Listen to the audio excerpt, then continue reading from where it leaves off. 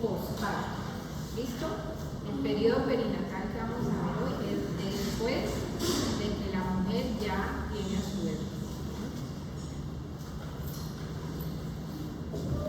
Entonces, antes de poder hablar de este periodo, claro que ya lo habíamos nombrado en la clase anterior, pero es importante que ustedes tengan nuevamente presente a qué se refiere el periodo perinatal.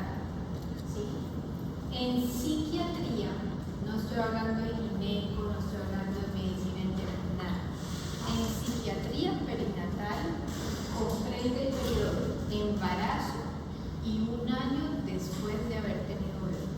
En psiquiatría, los trastornos perinatales comprenden ese periodo. ¿Qué pasa con este periodo? Pues que las mujeres somos muy vulnerables a que nos den episodios o crisis por primera vez de enfermedades mentales o a que nos den recaídas de enfermedades que ya habíamos tenido y de pronto estaban estables o que se presentaron en el embarazo y también, por eso mismo, también en el posparto. Entonces es un periodo de altísima vulnerabilidad para tener trastorno mental. Y esto pues es un problema altamente incapacitante porque estamos hablando no solamente de un compromiso en la madre, sino que esto puede afectar a la familia entera, incluido a su bebé e incluido al esposo. ¿Sí? Esto afecta no solamente a la paciente. Una paciente que entra acabando de tener un bebé, entra en algún episodio de cualquiera que sea de los trastornos mentales, pues eso va a ser un caos familiar, ¿cierto? Porque además es un momento que no en todas las veces, pero la mayoría de las veces la familia está esperando, han preparado, ¿cierto? Quieren que todo salga súper bien, que todo funcione, y llega y la mamá, entonces de pronto entra en un trastorno mental. Esto es tremendamente caótico para la familia. Ya habíamos hablado que la maternidad se creía que era un factor protector, pero ya sabemos que eso no es así. Y lo difícil del diagnóstico en todo este periodo perinatal es que se cree que los síntomas emocionales son propios o normales del embarazo y del posparto. Entonces eso va a hacer que sea más difícil hacer diagnóstico, ¿sí? A la materna le dicen, no, tranquila, esa es la depresión del posparto, eso es normal, eso le da a todas las mamás. Y pues ya vamos a ver que tienen en parte algo de razón, pero hay que estar alertas a ciertas características de los síntomas. Entonces, la gente cree que estos problemas de salud mental pues, son normales en el embarazo y posparto. Entonces, los trastornos mentales del posparto tienen una alta prevalencia, estamos hablando de casi el 25% de los casos. Y el periodo de mayor recurrencia para enfermedades que ya vienen en manejo o que ya se manejaron y remitieron son los primeros 3 meses del posparto. O sea, ese es el periodo más vulnerable. Sin embargo, el primer mes es el que se reportan mayores ingresos en clínicas psiquiátricas. O sea, que todos esos primero a 3 meses hay que estar pendiente de los síntomas, que es cuando más se presenta. Esto pues va a generarse lo que les decía, complicaciones propiamente dichas de la gestación, por ejemplo, mujeres que tuvieron su bebé y durante el parto o en el puerperio inmediato tuvieran complicaciones médicas, ellas van a tener más riesgo de desarrollar algún trastorno mental, o que su hijo, por ejemplo, tuvo que quedar en la UCI neonatal. Ese tipo de separaciones, o que el bebé nació muy malito, o tiene alguna cardiopatía severa, bueno, lo que sea, congénita, ese tipo de separaciones o complicaciones va a aumentar el riesgo de trastornos mentales en la madre. Y pues por supuesto que esto podrá alterar Por eso, digamos, entre más pasa el tiempo, en muchas clínicas a nivel mundial se está tratando de favorecer hospitalizaciones madre-bebé, ¿sí? Y en las clínicas generales se está tratando de facilitar también que las madres estén lo que más se pueda por esos bebés hospitalizados. Y si es una internación por psiquiatría, hay algunos países, todavía son pocos, pero hay algunos países que ya se ve la hospitalización madre-bebé. Entonces tienen, por ejemplo, una habitación en donde está el bebé, está la madre y está un familiar, ¿sí? Alguna tía, el mismo esposo, lo que sea. Entonces permiten esas hospitalizaciones prácticamente en familia para disminuir el trauma de toda la alteración vincular, ¿sí? Eso, por supuesto, aquí en Colombia estamos lejos, pero para que ustedes sepan que eso sí existe en otros países del mundo. Realmente que hayan sido identificados y tratados adecuadamente, solamente el 20% de los trastornos, especialmente en depresión perinatal, que vayan a poder recibir tratamiento. El resto pasan desapercibidos, no son diagnosticados, las madres sufren solas este tipo de trastornos y hasta que ellos evolucionen hacia la mejoría. Pero de aquí a que eso pase, pues es un sufrimiento intenso y hay una falta de disfrute de la maternidad, ¿no? Estos son los 4 trastornos que vamos a ver en la clase de hoy. El primero, entonces, es lo que nosotros llamamos blues postparto, pero tiene todos esos nombres que ustedes ven allá arriba. Se le llama blues, se le llama depresión puerperal, se le llama disforia postparto, maternity blues, tristeza postparto. Y este del que vamos a hablar aquí es el que la gente en el común, afuera, en la calle, conoce como depresión postparto, y que le dicen a las pacientes, a las mujeres, eso es normal, a mí también me dio, ¿sí? Entonces, el que vamos a hablar es el blues postparto. Este se presenta en el 80% de las mujeres del postparto. Si ustedes van a ver, eso es un porcentaje extremadamente alto. Casi que a todas, por no decir que todas, porque no son todas, casi que vamos a presentar eso en un postparto, este maternity blues. ¿De qué se trata esta condición? Porque esta condición realmente no es patológica, ¿sí? Ya vamos a ver que son síntomas leves, necesariamente tienen que ser leves. Si ustedes ya empiezan a ver intensidad moderada a grave, eso ya no es blues postparto. ¿Listo? Ya descartado blues postparto si hay una intensidad mayor. Aparece más o menos el segundo o tercer día postparto y las pacientes empiezan a tener una serie de síntomas entre depresivos y ansiosos, tienen angustia, tienen inquietud, lloran mucho, están tristes, de pronto no duermen del todo bien, están en general angustiadas y sobre todo están angustiadas con temas de la maternidad, ¿sí? Ellas en sus pensamientos y sus angustias se refieren principalmente a que tienen temor de no poder ser buenas madres, de estar haciéndolo mal, de pronto que no van a ser capaces de la lactancia. Todo gira, casi todos esos pensamientos negativos o catastróficos giran alrededor de la maternidad. Entonces ellas están muy angustiadas, pero esos síntomas son leves.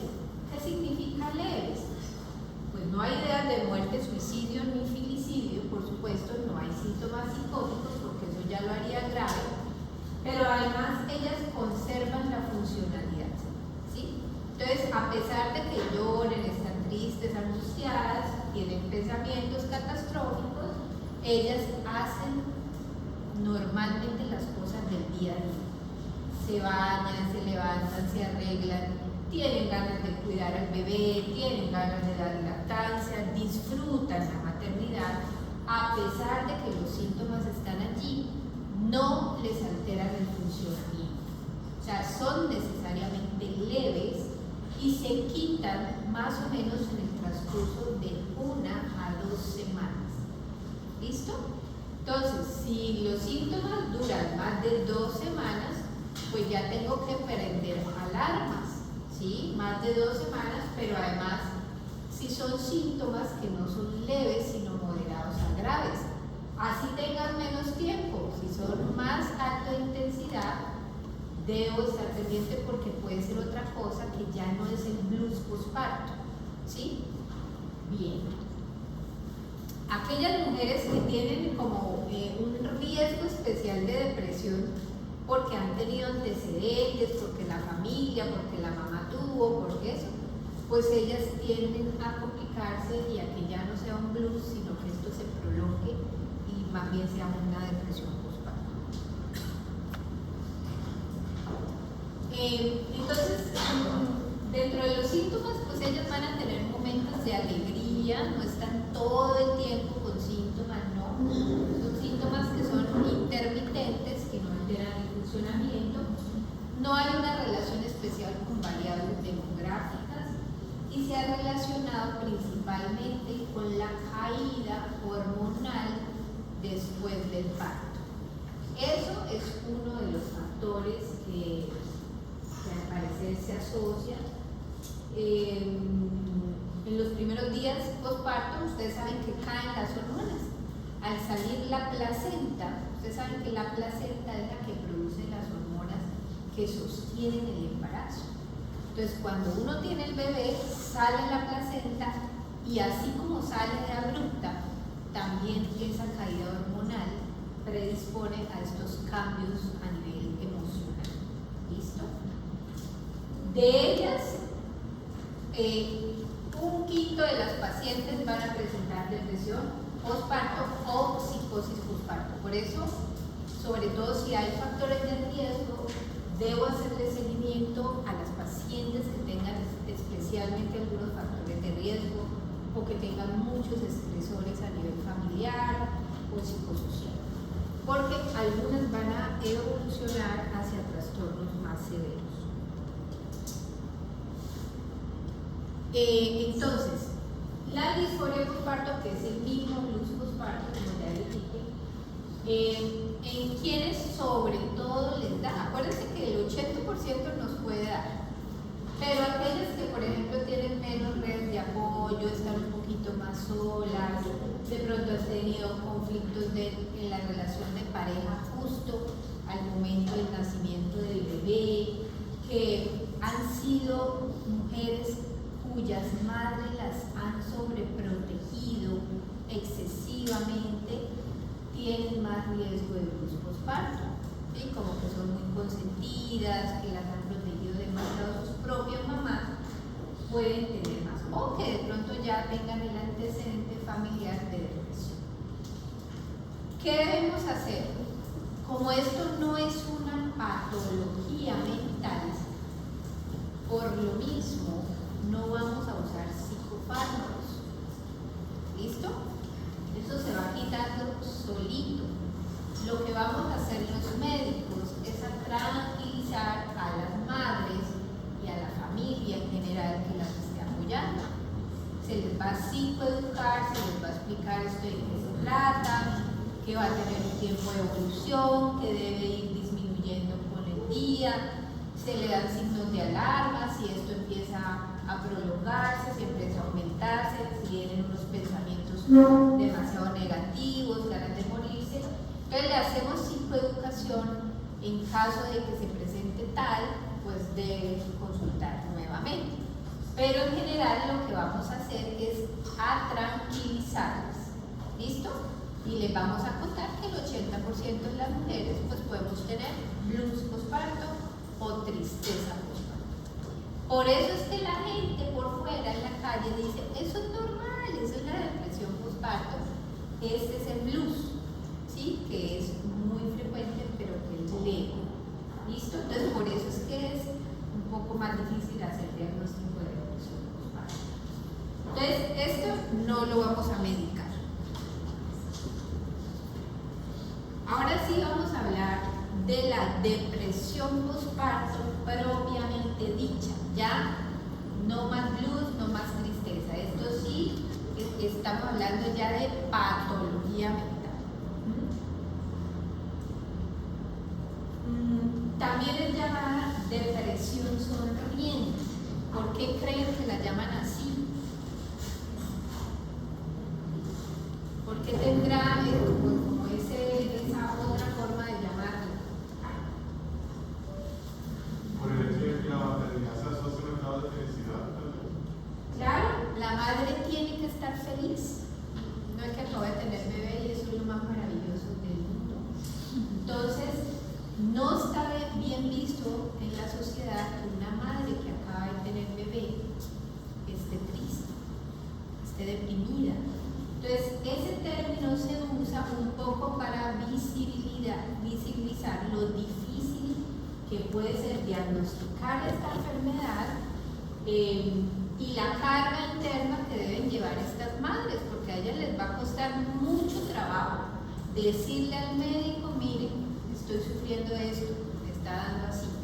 Si ustedes como médicos no lo preguntan activamente, ellas difícilmente van a decir, a menos que hayan sido bien educadas en el embarazo, que les hayan hablado de la depresión postparto, todo eso.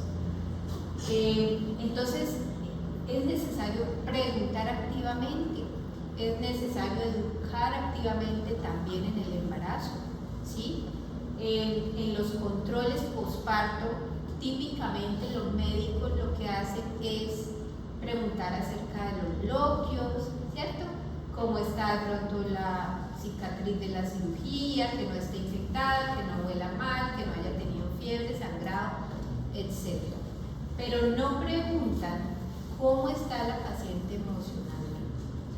Y ya vieron que el 80% pues podrá tener, así sea fisiológico, alguna condición específica, que puede ser un buen momento para educar en depresión postparto. ¿Listo? Entonces, si usted no lo pregunta, difícilmente las madres les van a contar.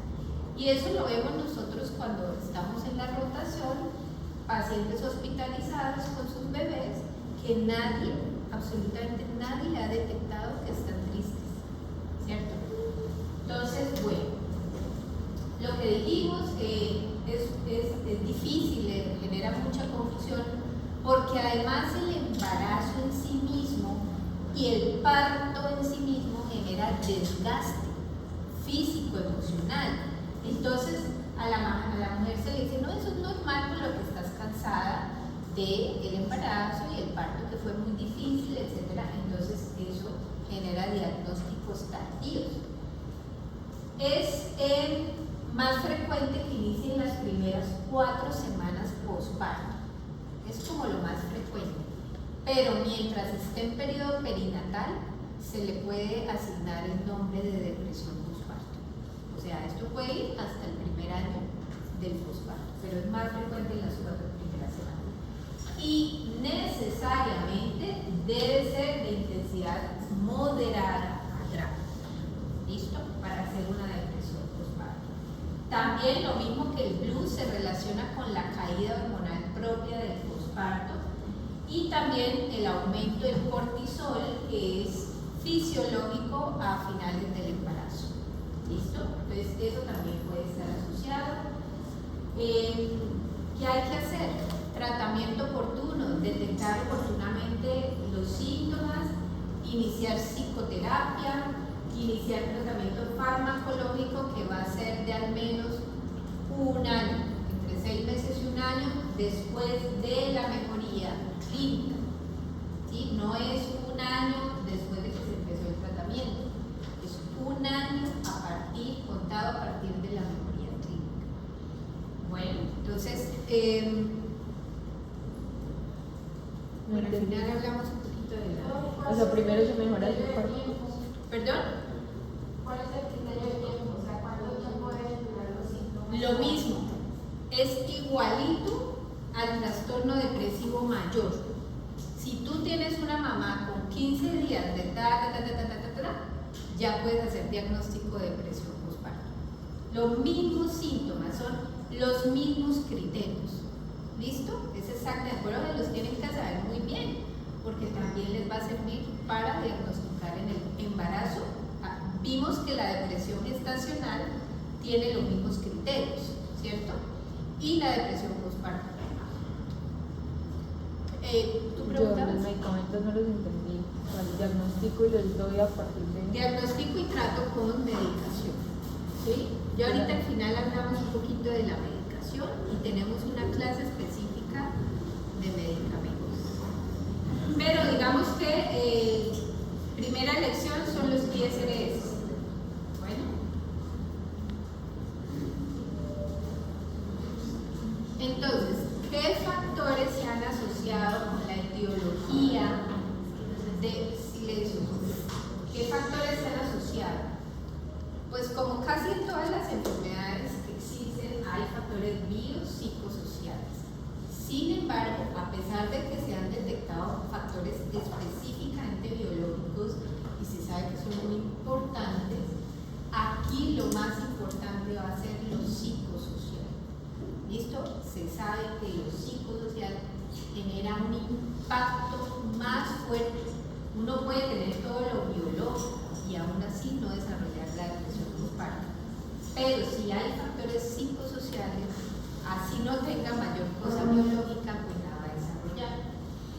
Entonces, dentro de lo biológico, pues está la genética. Entonces, si esta paciente ya sufrió de depresión, tendrá más riesgo de depresión postparto. Pero si además sufrió de depresión en esta gestación que acabó de pasar, tendrá más riesgo de recaída en el posparto. ¿Listo? Si además la mamá presentó depresión posparto, pues ella tendrá más riesgo de depresión posparto. Entonces la genética juega un papel importante. Lo que hablamos, la depresión en el embarazo, se ha visto que el 50% de la depresión postparto diagnosticada en el posparto ya tenía síntomas de depresión gestacional. O sea que no son depresiones posparto puras. Se diagnostican en el posparto, pero ya venían en el embarazo. Es decir, que son depresiones que atraviesan, luego son depresiones perinatales. No solo gestacional, no solo posparto, sino que atraviesan todo el periodo. Entonces, cuando se diagnostican en el posparto, casi la mitad ya venían atrás. Lo que hablamos, las complicaciones gestacionales, del parto, obstétricas, que tuvieron que hospitalizar a la madre, separarla del bebé, hospitalizar al bebé, separarlo de la madre, el estrés en general asociado al proceso del parto, la prematuridad, ¿cierto? Todo eso va a hacer que haya más riesgo de depresión postparto. Los cambios hormonales de los que ya hemos hablado, que son factores biológicos que nos suceden, lo que les decía, se habla más de sensibilidad en receptores que los mismos cambios hormonales en sí. El parto, ¿por qué sería un factor asociado en la etiología? Más que el parto en sí mismo, es la forma como transcurra el parto, ¿sí? Si fue muy prolongado, si fue traumático, si pasaron muchas cosas, si empezó con preeclampsia, si tuvieron que... Sí, si ese transcurrir del parto que toda mujer espera que sea normal, tener su parto normal, feliz, tener a su bebé, etcétera, sin tanto problema, si eso se ve con muchas complicaciones médicas, pues es mayor riesgo. Entonces es el transcurrir del parto, la forma como transcurre lo que es un factor. Y específicamente si ha tenido la madre insomnio, ya sea en el posparto o en los días previos a tener el bebé. Eso es un factor importante para depresión posparto. Incluso ya vamos a ver que en el tratamiento una de las recomendaciones es dejar dormir a las mamás. Uno le dice al papá, bueno, necesito que me ayudes, o a la mamá, de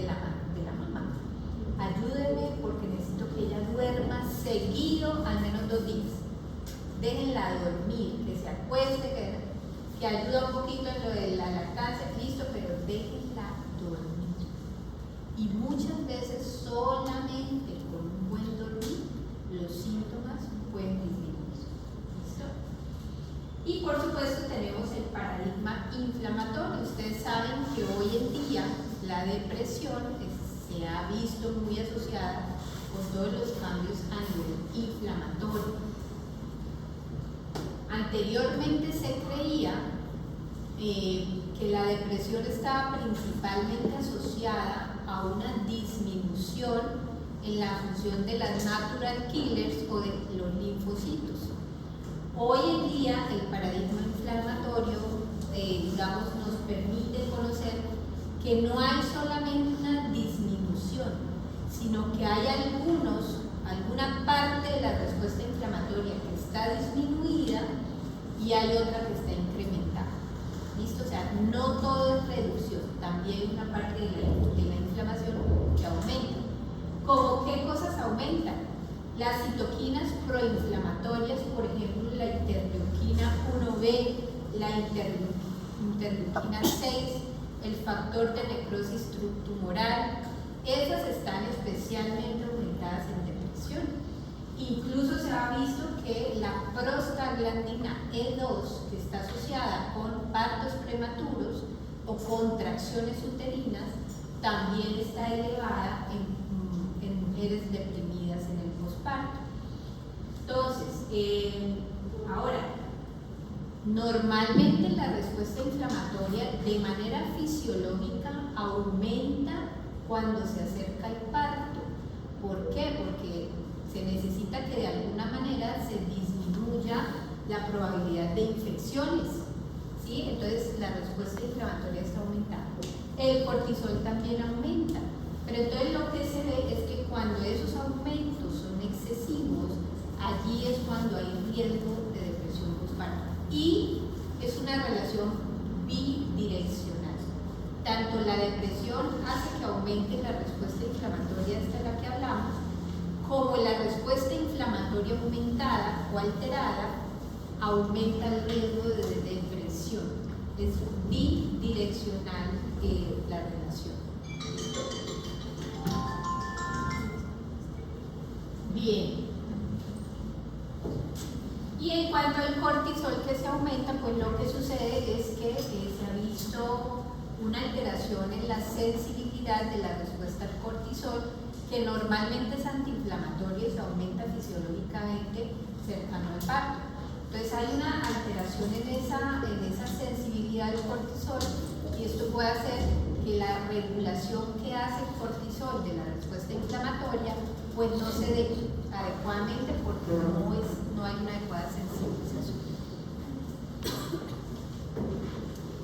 Entonces vimos que son factores biopsicosociales, ¿no? Vimos los biológicos, pero entonces hay también factores psicológicos. ¿Qué mujeres tendrán mayor riesgo de depresión postparto? Hasta 4 veces más tendrán riesgo de depresión postparto aquellas mujeres que tengan como rasgo de personalidad el perfeccionismo, el miedo al error. Vimos una paciente hace poco, ¿no? Cuadriculadas, psicorrígidas, ¿sí? Ellas tienen más riesgo porque no permiten el error en sus vidas y realmente están aprendiendo a ser mamás, y lo que va a haber realmente son muchos errores en ese proceso de ser madre. Entonces eso les frustra mucho, el perfeccionismo. Aquellas mujeres que tienen expectativas irreales acerca de la maternidad, es decir, aquellas que la tienen a la maternidad idealizada, creyendo que la maternidad son solo cosas bonitas, ¿sí? Ya les hemos explicado también a las pacientes, bueno, la maternidad son muchas cosas bonitas, pero también tiene sus sombras, tiene sus luces y tiene sus sombras, tiene sus cosas que no son tan chéveres, ¿cierto? Tiene sus cosas de que toca trasnochar a cada rato, no puede uno dormir del todo bien, el bebé llora mucho, se pocosea, toca limpiar, va a hacer reguero, todo eso, ¿sí? De pronto el papá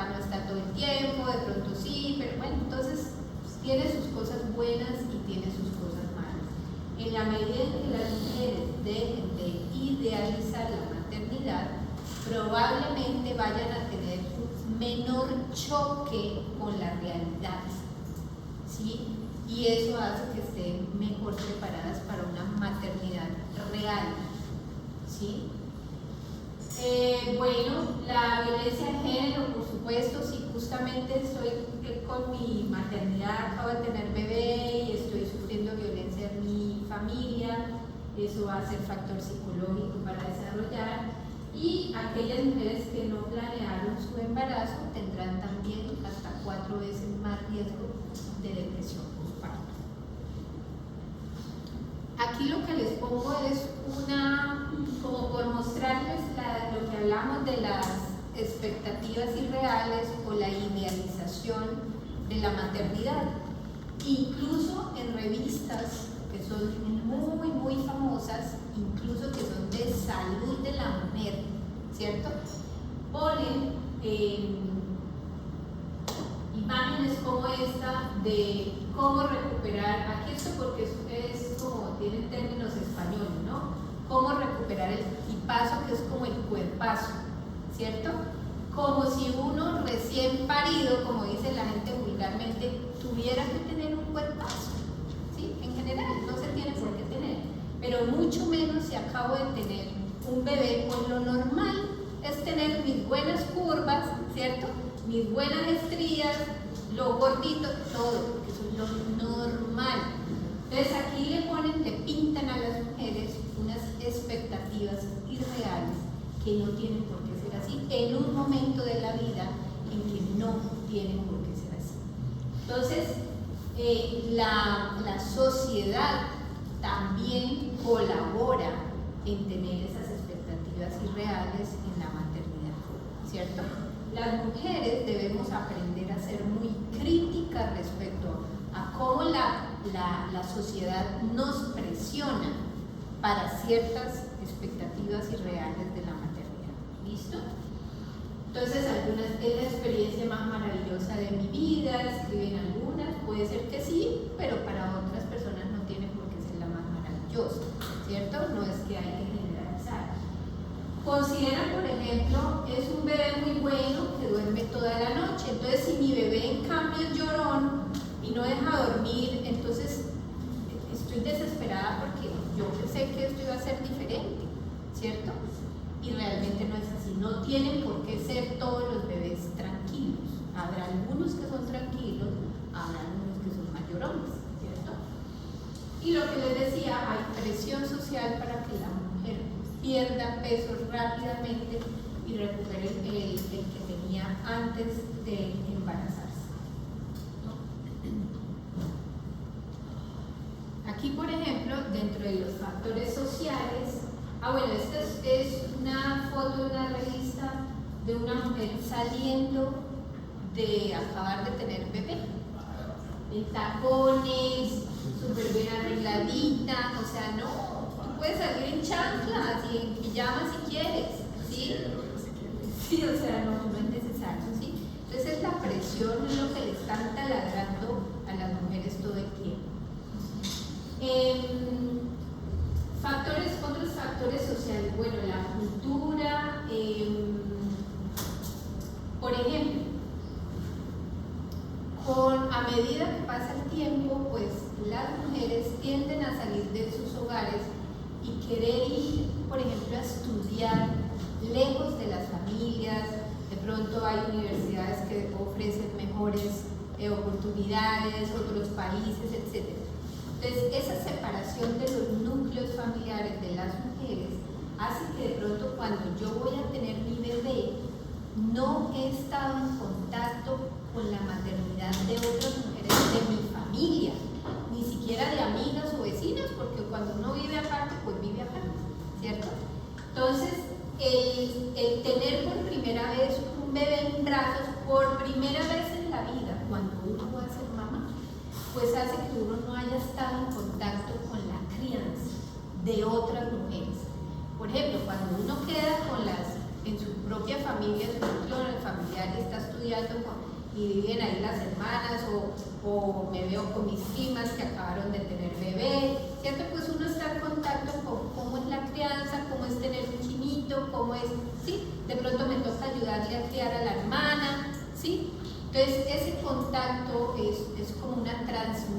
regulación de la crianza, de los factores de la crianza, y eso puede proteger también del golpe o del choque de lo que puede ser mamá, ¿sí?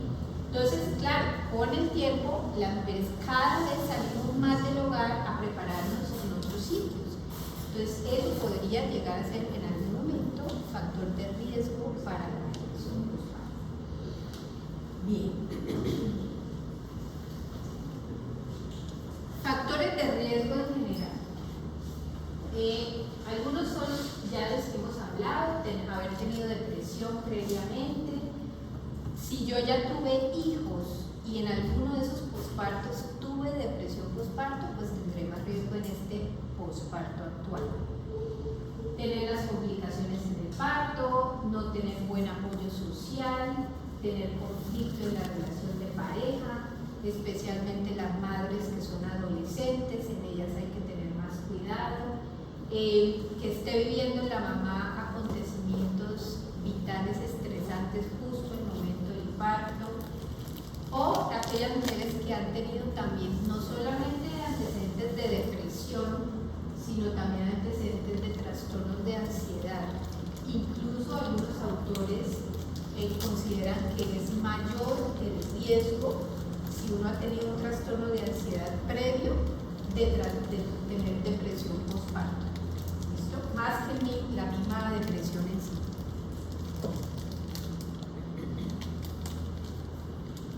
Entonces, ¿cómo hacemos un screening o cómo hacemos la detección de la depresión postparto? Primero, pues tenemos que saber que todas las mujeres en puerperio tendrán riesgo de depresión. Esto postparto. Y es muy fácil de hacer un screening. Lo pueden hacer diferentes profesionales de la salud, no solamente los médicos. Por ejemplo, en una sala de espera de un servicio de maternas, de control del niño sano, de todo eso que hacen, pues uno perfectamente puede pasarle, ¿cierto?, la escala.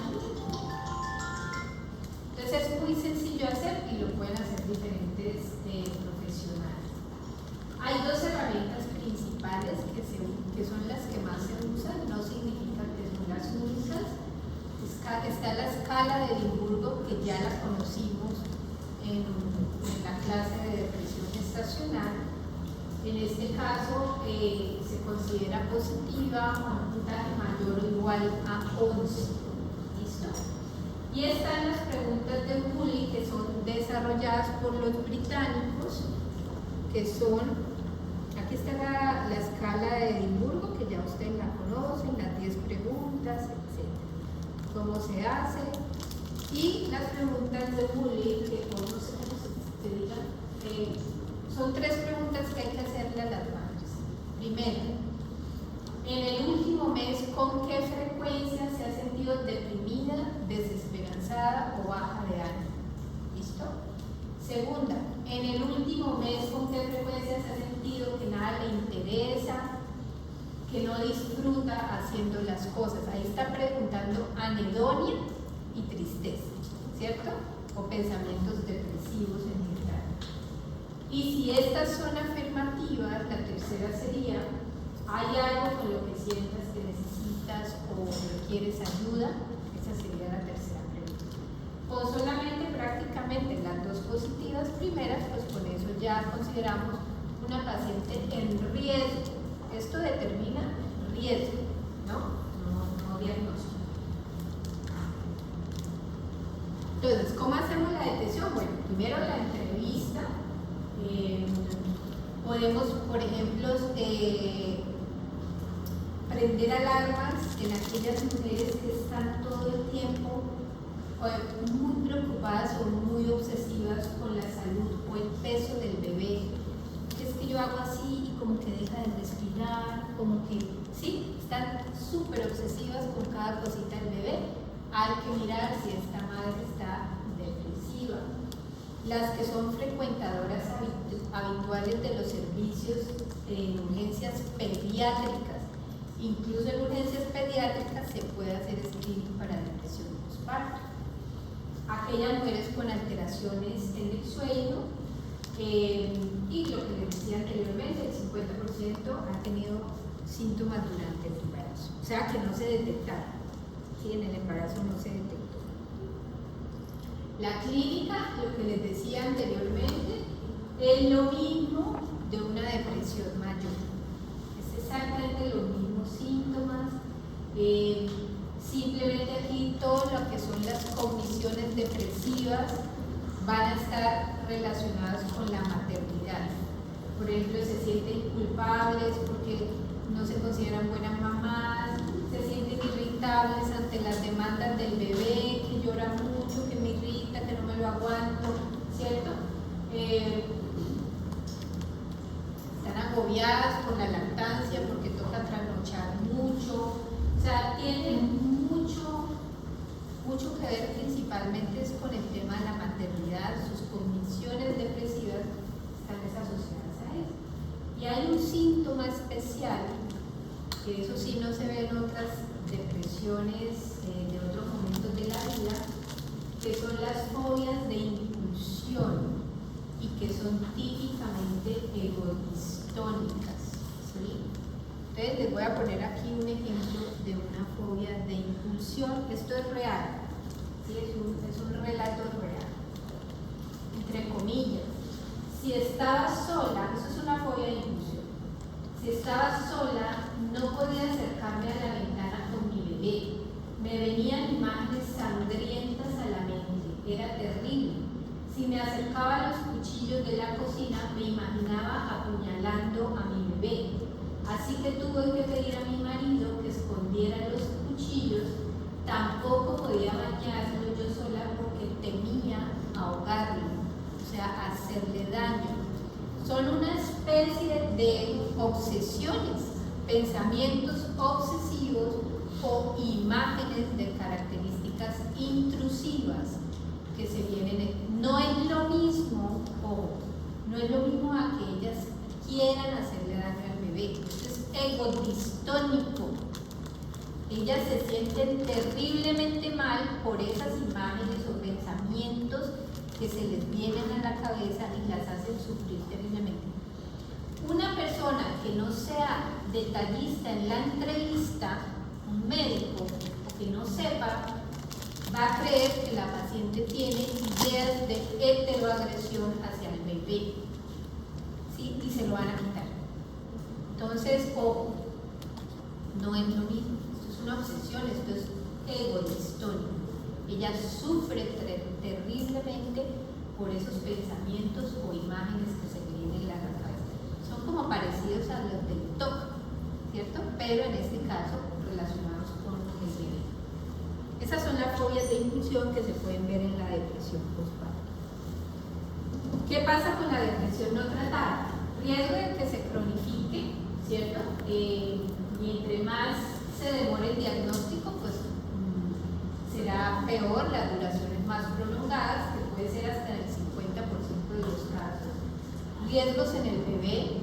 Una madre deprimida pues no disfrutará la maternidad, no podrá maternar adecuadamente. Luego puede haber trastornos de conducta en esos niños, trastornos de alimentación en esos niños, trastornos del sueño, del vínculo y retraso en la adquisición del lenguaje, de las habilidades del lenguaje y del desarrollo psicomotor. Y por supuesto, las depresiones no tratadas, a ver, ¿cómo les explico? O sea, en esas bebés mujeres de madres que no fueron tratadas por la depresión, ¿sí me entienden? Esas bebecitas que están allí sufriendo con la depresión de la madre tendrán, eso es lo que se llama la transmisión intergeneracional de la depresión. ¿Listo?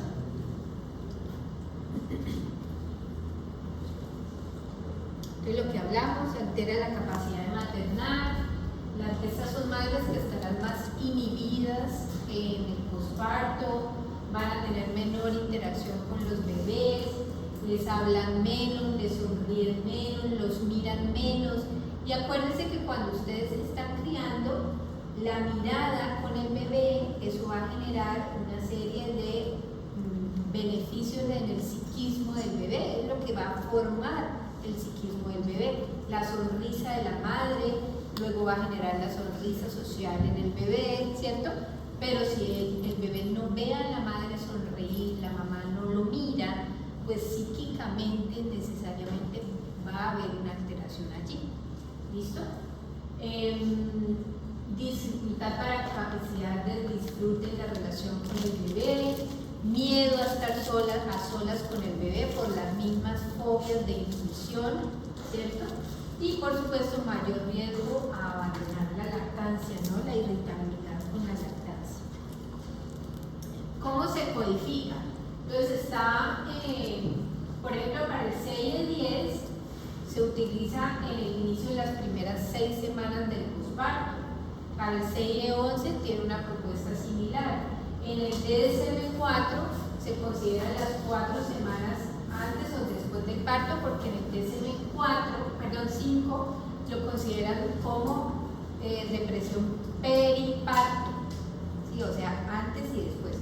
Pero ya les dije que en general la mayoría de los autores consideran que se puede presentar dentro de los 6 meses a 1 año después del parto. ¿Listo? O sea, se puede hacer diagnóstico en ese tiempo. Cuando ya hacemos el diagnóstico de la depresión, pues vamos a valorar qué afectación tiene esto en el ambiente familiar, el vínculo con el bebé, con el esposo, la intensidad de los síntomas y los riesgos, ¿sí? Hay que mirar si hay fobias de inclusión o si hay ideas francas de heteroagresión, para que las mujeres no estén solas, estén bien acompañadas de sus familiares. Hay que tranquilizar a las madres, hay que decirles que se van a recuperar, porque las pacientes se recuperan si se hacen los tratamientos adecuados.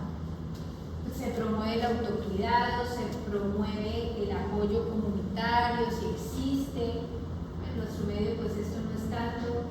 Se amplían redes de apoyo, entonces yo le digo al esposo, mira, llama a la mamá, si tú no puedes acompañarla tanto tiempo, para que alguien la venga a acompañar, ¿cierto? Amplío las redes de apoyo y por supuesto debo tener en cuenta o presente los aspectos culturales. Ya una vez diagnosticada, pues dependiendo de la posibilidad de las madres o de la familia, incluso las llamadas a la madre, no necesariamente las idas al control, también pueden ayudar a que las pacientes estén más tranquilas porque están en seguimiento por sus profesionales de salud mental. ¿Listo? Ahora sí, tratamiento. ¿Qué tratamiento se le da? Es multimodal, multifactorial, como siempre en psiquiatría. No puede ser solamente medicamentos, ¿sí? Lo primero es respetar lo que la madre quiere, ¿cierto? Segundo, hacer psicoeducación. Tercero, hacer psicoterapia. Se puede usar psicoterapia sola en casos leves a moderados. ¿Listo? Eso no es nada diferente de una depresión mayor normal en otros periodos de la vida. Y farmacoterapia en depresión moderada a grave, ¿sí? O si tengo la duda entre moderada y grave, me voy más hacia lo grave, ¿sí? La elección son los ISRS y hay que mantener 6 meses luego de la mejoría. Y hay otras intervenciones que no son para utilizar solas, sino para hacer como coadyuvantes del tratamiento psicofarmacológico y psicoterapéutico. Entonces los grupos, ¿sí? Hay madres que se reúnen en grupos de yoga, grupos de masajes infantiles. Todos esos grupos les van a ayudar a las madres a estar un poco mejor. Incluso grupos online también existen.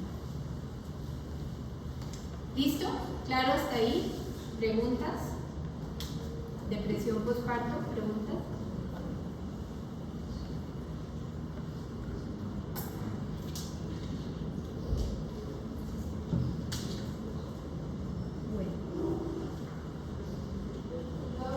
Ahí también entran los síntomas psicóticos como parte de un diagnóstico de gravedad o es... Claro, siempre en psiquiatría gravedad es psicosis.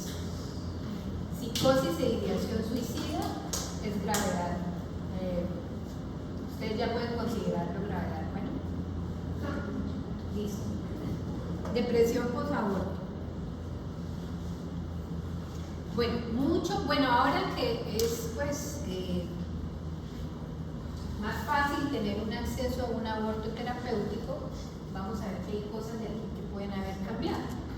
Pero en general ustedes deben saber que el aborto en sí mismo es una situación que genera estrés en la madre, ¿sí? Así sea un aborto espontáneo o así sea un aborto inducido. Es una situación que genera estrés, ¿listo? Y en sí mismo el estrés pues va asociado con cambios emocionales que son normales de un momento de estrés, ¿listo? Pues eso deben tenerlo presente. No podemos patologizar todos los síntomas emocionales que vienen a partir de una situación como esta, que es una pérdida, que es casi que los síntomas que aparecen como en un duelo, ¿no? Porque es una pérdida, luego debe haber unos síntomas normalmente. Por ejemplo, en el aborto espontáneo van a aparecer algunos sentimientos de frustración, tristeza, porque era un embarazo tal vez planeado, tal vez deseado. ¿Listo?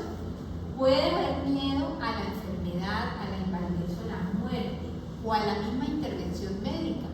Las pacientes tienen mucho miedo, por ejemplo, al legrado, tienen miedo de que se vayan a poder morir, tienen miedo de que vayan a quedar con infertilidad, que ya no vayan a poder tener más hijos, ¿cierto? Entonces, no solamente es la frustración y la tristeza de la pérdida, sino el miedo a las intervenciones médicas asociadas a la pérdida.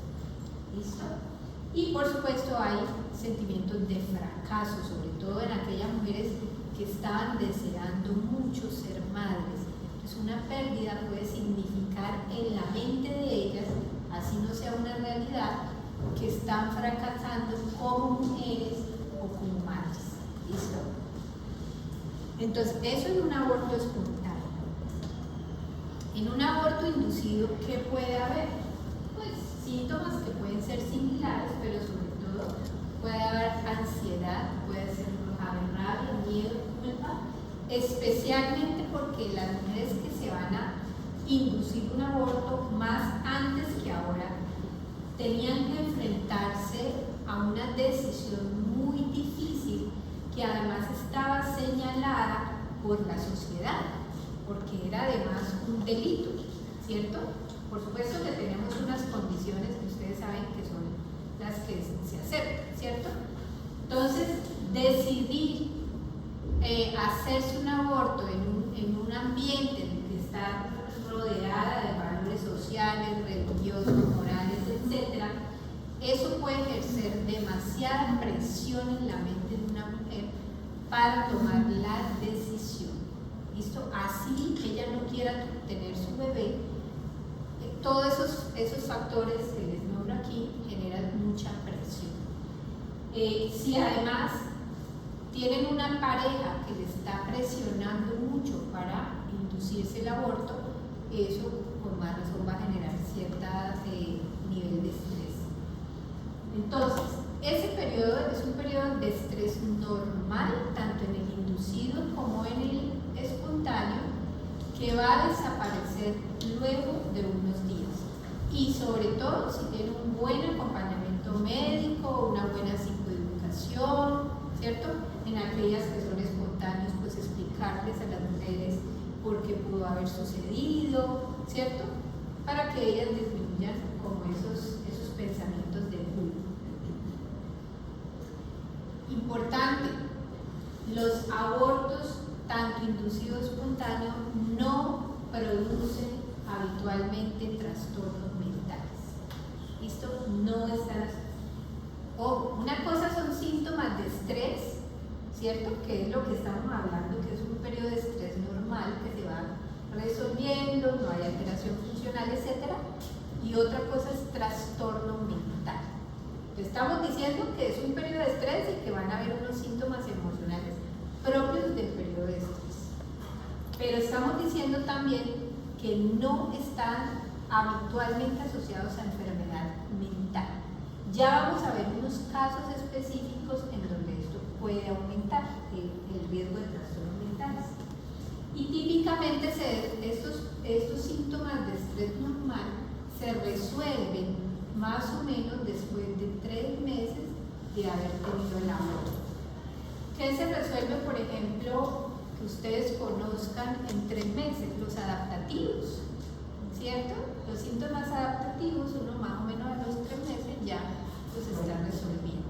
¿Listo? Bien.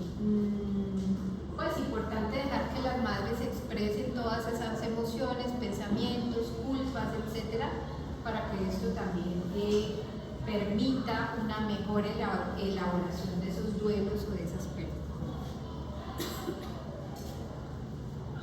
El 10% entonces de las mujeres que abortan sí van a presentar depresión posaborto, que aquí ya estamos hablando de una patología mental. Aquí ya no son simplemente los síntomas de estrés. ¿Listo? ¿Quiénes tendrán más riesgo de depresión posaborto? Aquellas que ya hayan tenido depresiones previas, ya sea que estén en curso o ya sea que hayan sido resueltas anteriormente, que estén pasando por experiencias adversas en el momento del aborto, por ejemplo, una separación de pareja, no, si tú no abortas nos separamos, ¿cierto? O simplemente una separación de pareja justo en ese momento, ellas van a tener mayor riesgo de depresión posaborto.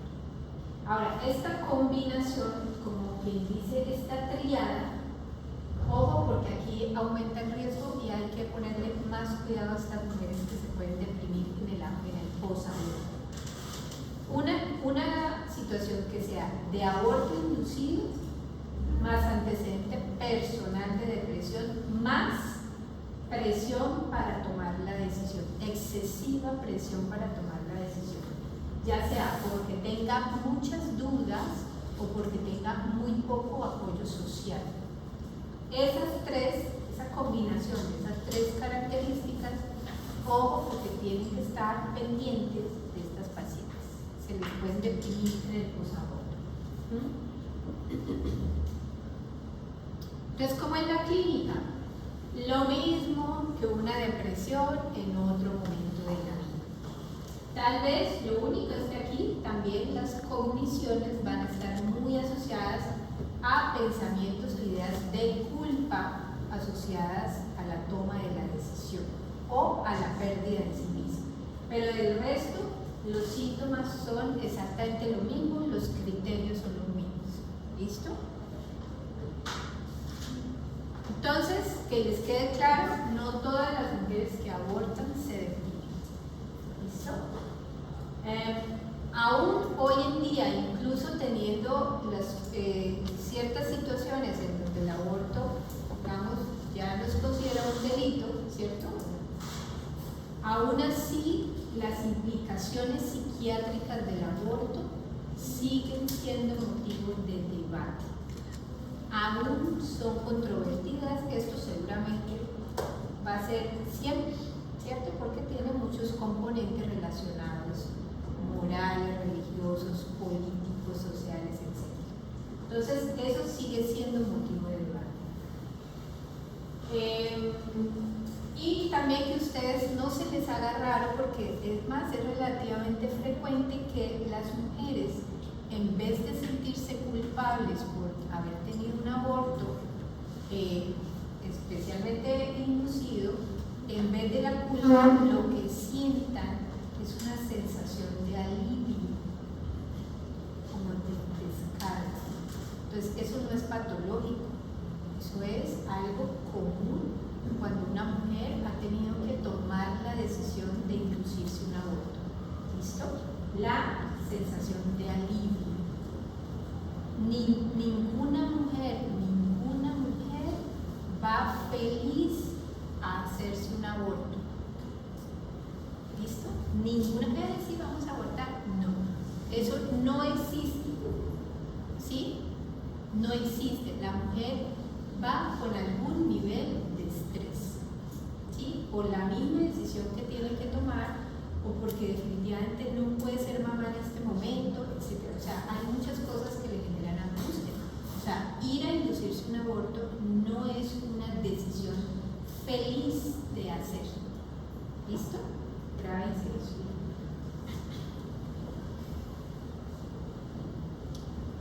Bueno, en alguna época, pues incluso si ustedes revisan publicaciones, muchos grupos o escritores que están en contra del aborto hablan de aumento de enfermedades psiquiátricas o suicidios asociados al aborto. Esto, lo que se ha analizado es que estas publicaciones realmente no han considerado, primero no han sido hechas por expertos, evaluadores, y no han considerado las circunstancias, los motivos del aborto en las mujeres, y tampoco han considerado los sentimientos autolimitados propios de un duelo normal, de una pérdida. O sea, que lo que tienden es a patologizar emociones que son normales en una pérdida.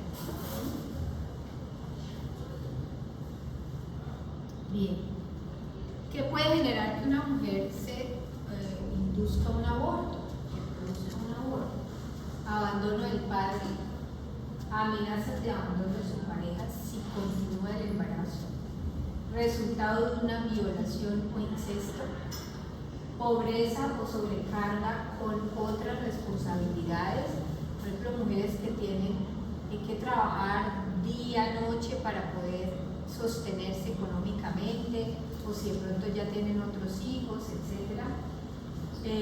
No tener los medios educativos, no tener los medios económicos, emocionales o sociales para ser buenas madres. Eso son lo que la mayoría de las mujeres que se inducen un aborto refieren. Ahora, sí que una enfermedad psiquiátrica, o sea, lo contrario, sí es frecuente. Pacientes con enfermedad psiquiátrica previa van a tener un aumento en el riesgo de embarazos no deseados. Por ejemplo, una mujer que está en un episodio maníaco en donde puede haber hipersexualidad, ¿cierto?, puede quedar en embarazo de un fruto no deseado, ¿cierto? Entonces, la enfermedad psiquiátrica en sí, una depresión, por ejemplo, no cuidarse, no tener métodos de autocuidado en general, pues también puede hacer que uno quede con embarazos no deseados. ¿Qué se hace en estas depresiones? Lo más importante son las psicoterapias para que se pueda reelaborar el conflicto de la pérdida, consejería en anticoncepción, antidepresivos a dosis efectivas por tiempo adecuado, o sea, al menos un año después de la mejoría sintomática, para evitar recaídas. ¿Listo? ¿Dudas? De depresión post-aborto, nos queda solamente un tema. ¿Han escuchado hablar de la psicosis postparto? ¿No? ¿Seguros? ¿Quién sí? Las noticias. Esto es lo más florido que puede haber y que causa noticias y revuelo y todo el mundo se alborota. ¿Tú sí? Sí, yo estoy viendo un caso de una mujer que se habla de su ella lo que hizo fue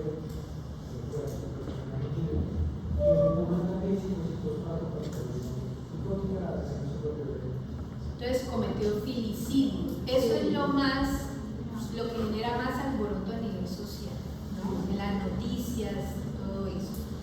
Entonces, esto es la enfermedad postparto más grave que puede haber. ¿Listo? De todas las que hemos hablado, esta es la más grave. Es considerada una urgencia psiquiátrica. No es para manejar en la casa. ¿Listo? Lo que decía ahí el compañero, puede poner en peligro la vida de la madre o del recién nacido, que es lo que se llama filicidio, cuando la madre o el padre asesinan o causan la muerte de su embargo es rara. ¿Sí? Se presentan 1 o 2 casos de cada 1000 nacidos vivos.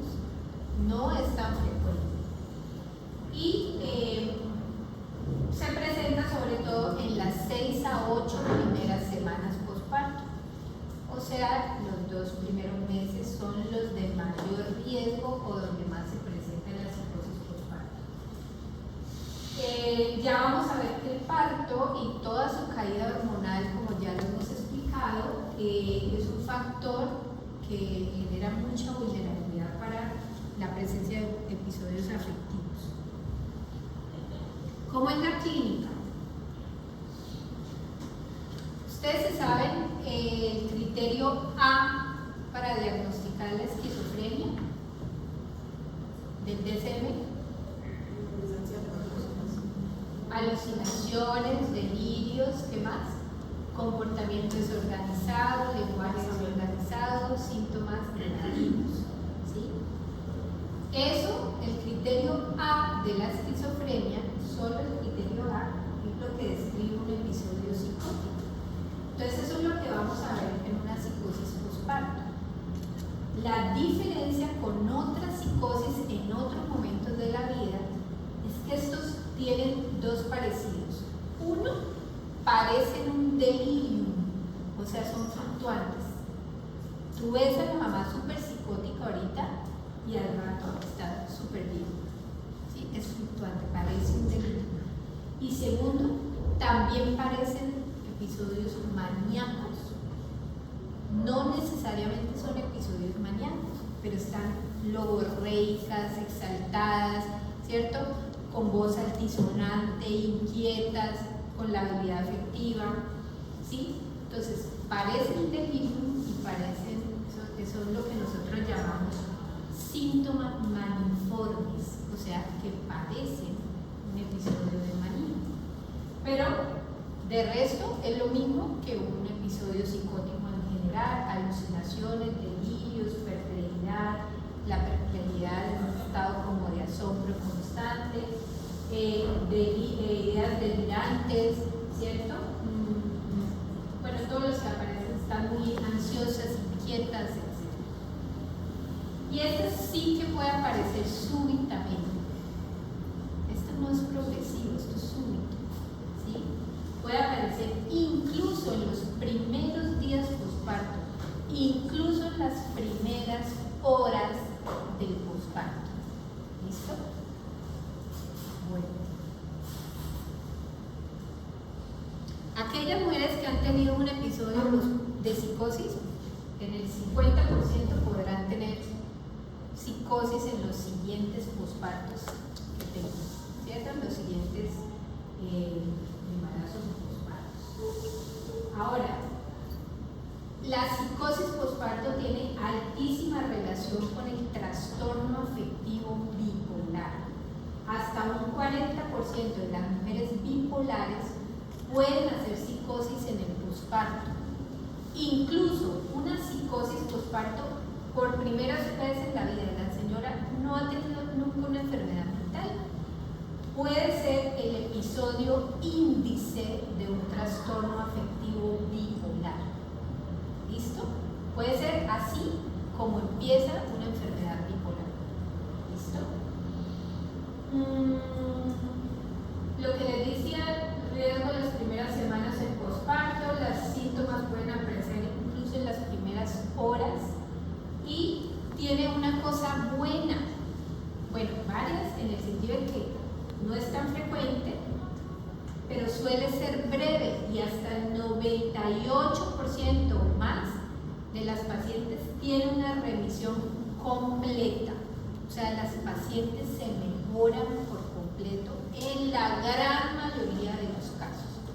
¿Listo? Entonces, eso también le ayuda a uno, esos datos ayuda a darle información a los familiares que suelen estar tremendamente angustiados con ese cambio que acaba de tener la señora, la mamá, ¿cierto? Los esposos entran en angustias terribles porque la mujer cambia completamente, por supuesto porque está psicótica. Esta no es la mujer con la que yo me casé, ella no tiene nada, está haciendo cosas súper diferentes a lo que ella es, o sea, entran en una emoción importante. Entonces, también uno tiene unos datos para tranquilizarlos y explicarles esto de qué se trata. Factores de riesgo: haber tenido antes una psicosis postparto, ya dijimos el porcentaje, haber estado internada previamente por una manía o por una psicosis en general, haber discontinuado los moduladores, estamos hablando aquí de pacientes ya diagnosticadas con bipolaridad que suspenden los medicamentos, ser mujer primípara, pues, que es su primer embarazo, partos, tener complicaciones obstétricas, ojo, deprivación del sueño, uno de los factores más importantes, y antecedentes no solo personales, sino también familiares de psicosis puerperal o trastorno afectivo bipolar, especialmente en primer grado de consanguinidad.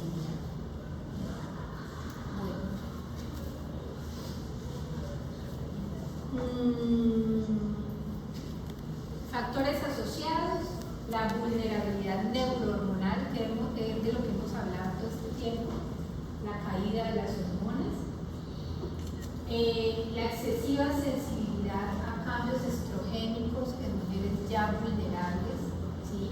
Que les decía, a veces no es tanto el cambio hormonal en sí mismo, sino la sensibilidad a los cambios hormonales. La activación del sistema inmunitario, lo que hemos hablado.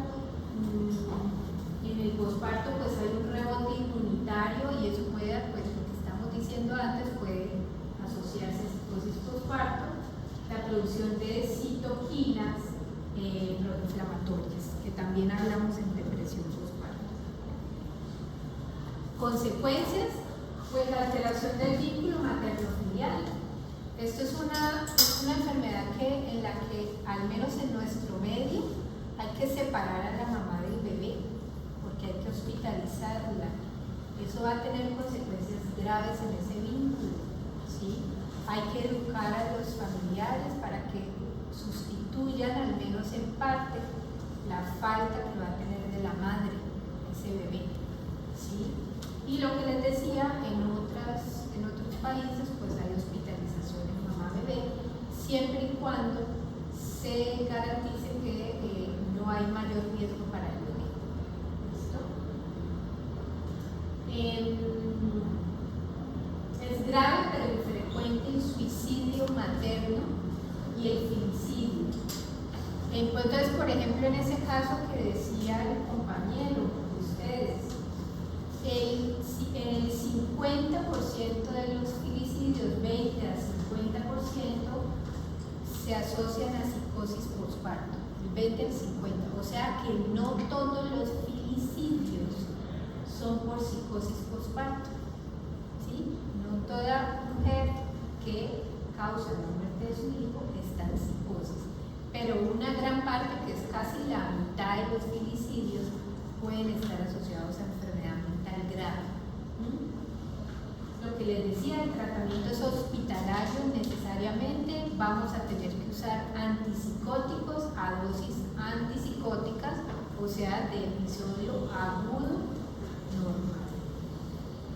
Si estamos ante pacientes que ya tienen trastorno bipolar como enfermedad diagnosticada, y ella ha suspendido el tratamiento antes de tener el bebé, se debe reinstaurar inmediatamente en el posparto, porque ellas son las que tienen mayor riesgo de psicosis posparto, las pacientes bipolares. Entonces se vuelve y se pone el medicamento rápidamente en el posparto. ¿Listo? Bueno, eso les traje como para que ustedes sepan y eduquen también, se eduquen a ustedes mismos y a los pacientes. Hay páginas que son psicoeducativas, esta por ejemplo es una de psicosis posparto, hay historias de familias, cuentan cómo fue todo, uno también les puede decir a los familiares, mira esta página, mira que esto no es solamente le pasó a ella, Hay muchas mujeres en el mundo que pueden sufrir de psicosis postparto. Entonces son páginas que son psicoeducativas. Esta es en inglés, pero también tenemos páginas en español. ¿Sí? Está, por ejemplo, psicosispostparto.org. Es lo mismo, esto es como una página de sensibilización ante este tipo de problemas mentales. Las mujeres que han sufrido psicosis postparto y las familias tienen mucho estigma, ¿sí?, de la enfermedad mental. Entonces es importante que ellas puedan leer, puedan mirar que hay otras personas en el mundo que también sufren de esta enfermedad y que es tratable, que las pacientes se mejoran y se pueden recuperar completamente. ¿Listo? Doctora, ¿los medicamentos para la psicosis interfieren con la lactancia? Algunos sí, la mayoría pasan a la leche materna. ¿Quién me habló? Casi todos los antipsicóticos pasan a la leche materna. Es más, casi todos los psicofármacos pasan a la leche materna en diferentes proporciones. Algunos pasan más, otros pasan menos. Y eso pasa con los antipsicóticos. Tenemos algunos que pasan mucho más y otros pasan muy poquito. Pero en general los antipsicóticos se han considerado medicamentos seguros en la lactancia. Hay unos más seguros que otros, o sea, eso cambia de acuerdo al antipsicótico. Pero por ejemplo, la olanzapina, yo creo que no les traje aquí, pero ustedes deben conocer, no la traje. Ustedes deben conocer la página de e-lactancia. No sé. Ustedes ponen olanzapina y les bota toda la evidencia y les dice medicamento seguro en lactancia. Y les da opciones. Si no, utilicen este que es más seguro. ¿Sí?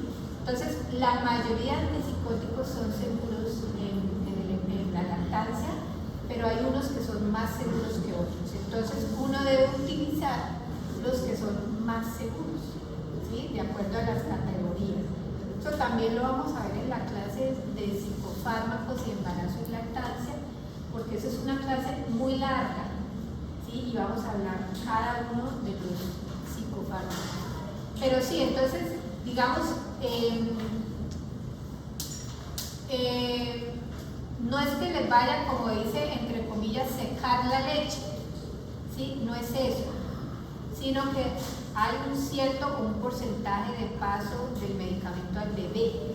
Entonces, los que más pasan la lactancia materna, los que más pasan por la leche, hay que tener más cuidado porque pues el bebé no es que se vaya a morir por eso, pero puede estar muy somnoliento, ¿sí? Y eso pues puede hacer que la succión no sea tan buena. Entonces lo que vamos a tratar de hacer es escoger aquellos que menos pasan por la leche y que son más seguros.